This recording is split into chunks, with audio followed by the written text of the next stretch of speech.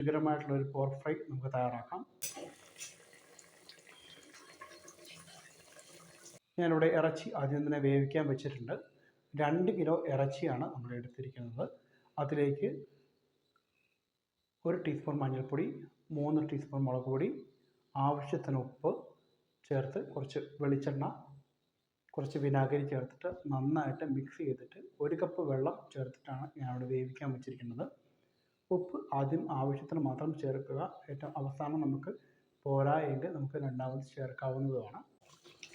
ഇറച്ചി നന്നായിട്ട് വെന്ത് കഴിയുമ്പോൾ ഇതിന് നെയ്യ് ഊർന്ന് വരും. അപ്പോൾ തന്നെ നമുക്ക് മനസ്സിലാക്കാം ഇത് റെഡി ആയിട്ടുണ്ടെന്ന്. അപ്പോൾ നമുക്ക് ഇറച്ചി വാങ്ങി സ്റ്റവ് ഓഫ് ചെയ്ത് വെക്കാം. അതിനുശേഷം ഞാൻ ഇവിടെ അരിഞ്ഞു വെച്ചിരിക്കുന്ന തേങ്ങാക്കൊത്ത് അരിഞ്ഞു വെച്ചിട്ടുണ്ട്.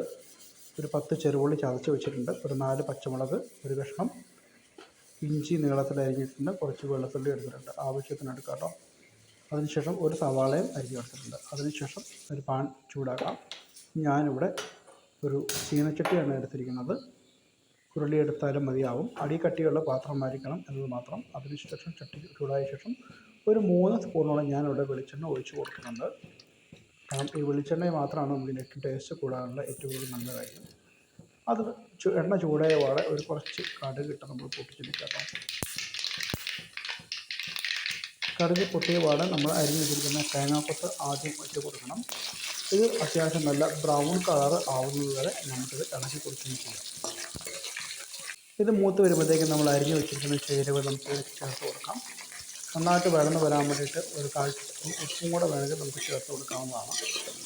വേണമെങ്കിൽ നിങ്ങൾക്ക് കറിവേപ്പിലയും കൂടെ ചേർത്താൽ അത്രയും കുറച്ച് ഒരു രുചി കൂടുകയും ചെയ്യും. ഇത് നന്നായിട്ട് ബ്രൗൺ ആയിട്ട് വന്നിട്ടുണ്ട്. അപ്പോഴത്തേക്കും നമ്മൾ ആദ്യം വേവിച്ച് വെച്ചിരിക്കുന്ന ഇറച്ചി നമുക്ക് ചേർത്ത് കൊടുക്കാം. നമ്മൾ വെളിച്ചെണ്ണ ഒഴിക്കാൻ കാരണം ഇതിനാണ്, അടി പിടിക്കാണ്ടിരിക്കാൻ വേണ്ടിയിട്ടാണ് വെളിച്ചെണ്ണ ഒഴിച്ച് വേവിക്കുന്നത്. അതിനുശേഷം നമുക്ക് വെള്ളം വറ്റി വരുന്നോളം നല്ല രീതിയിൽ മിക്സ് ചെയ്തേക്കാം.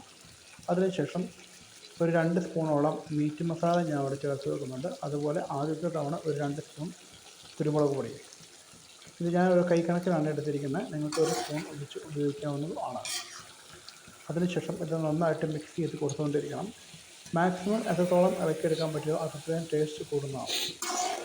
അത്യാവശ്യം ഇതിൻ്റെ വെള്ളമൊക്കെ പറ്റി നെയ്യ് അത്യാവശ്യം തെളിഞ്ഞ് വരുമ്പോഴത്തേക്കും വീണ്ടും ഒരു സ്പൂണോളം കുരുമുളക് പൊടിയും കൂടെ നമുക്ക് ചേർത്ത് കൊടുക്കണം. എന്നിട്ട് വീണ്ടും മിക്സ് ചെയ്തുകൊണ്ടിരിക്കണം. ഏറ്റവും അവസാനമായിട്ട് നമ്മൾ കുറച്ച് കുരുമുളക് പൊടിയും കൂടെ ചേർത്ത് കൊടുക്കുന്നുണ്ട്. കാരണം നെയ്യ് വറ്റി തുടങ്ങുമ്പോഴാണ് ഇതിന് ടേസ്റ്റ് കൂടുന്നത്. അപ്പോൾ തന്നെ ഏകദേശം റെഡി ആയിട്ടുണ്ട്. പോർക്ക് ഫ്രൈ എല്ലാവർക്കും ഇഷ്ടപ്പെട്ടെന്ന് വിചാരിക്കുന്നു. ഇത് സപ്പോർട്ട് ചെയ്യുക. മറ്റൊരു വീഡിയോയിൽ കാണുന്നവരെ ബൈ.